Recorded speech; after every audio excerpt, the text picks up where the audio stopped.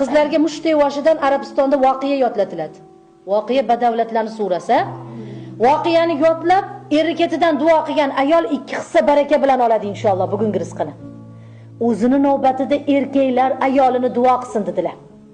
Xizmatiga, tug'ib berayotgan bolasiga, ona otasi va uning urug'iga qilayotgan xizmatiga duo qilmasa ekan, erkakning duosi ham qabul bo'lishi dargumon ekan. To'g'ri, hamma erkak ham yuzingizga qarab, boringga shukr, ming rahmat, qoyillatding deya olmaydi.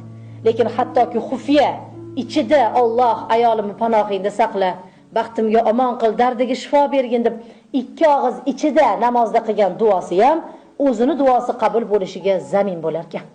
Payg'ambarimiz alayhisalom har sahar turib, Allohim Hadijamga jannatni ato etgin deb yig'lar ekanlar. Hamma xotinlari ko'rar ekan-u, hech narsa deyish olmas ekan, lekin Oysha onamning g'ashlari kelib etvorar ekanlar. Alloh sizga undan ham yoshini berdi ya Rasululloh. Alloh sizga undan ham go'zalini berdi ya payg'ambar alayhisalom. Nega ha deb shu qari xotiningizni eslayverasiz deganlarida ko'zlariga qizil qon yugurib ketib, vujudlari titrab ketib bitta so'z aytibdilar.